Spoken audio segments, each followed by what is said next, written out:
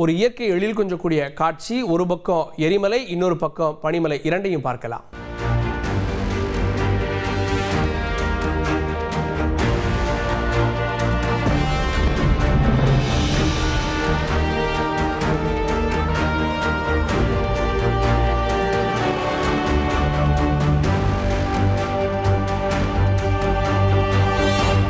இத்தாலியிலுடைய Etna அப்படின்ற இந்த எரிமலை ரொம்பவுமே புகழ்பெற்ற ஒன்று.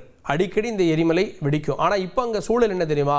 பனி சூழ்ந்த மலையாக அது காணப்படுது. பனிக்காலம் அங்கே ஒரு பக்கம் எரிமலையாகவும் இன்னொரு பக்கம் பனிமலையாகவும் அது காணப்படுது. பார்க்க அங்கே இருக்கக்கூடியவங்களுக்கு இது ஒரு புதுமையான செய்தியாக இருந்திருக்கு.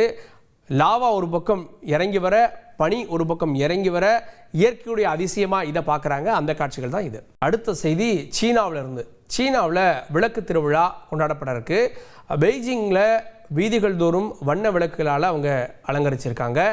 500 மீட்டர் நீளம் இருக்கக்கூடிய டோங்கிக் அப்படின்ற ஒரு தெரு. இந்த தெரு ஃபுல்லாக என்ன பண்ணிட்டாங்க அப்படின்னா 6666 6666 அப்படின்ற அந்த நம்பர் வர மாதிரி விளக்குகள்லாம் வச்சு அந்த தெருவையே அலங்கரிச்சிட்டாங்க. அந்த தெருக்குள்ளே போகிறவங்க நம்ம ஒரு தெருக்குள்ளே தான் போகிறோமா இல்லை வேறு தேவலோகத்துக்குள்ளே போகிறோமா அப்படின்ற அளவுக்கு அந்த வீதி இருக்குது அப்படின்றத அங்கே இருக்கக்கூடியவர்கள் கண்டு ரசிக்கிறாங்க.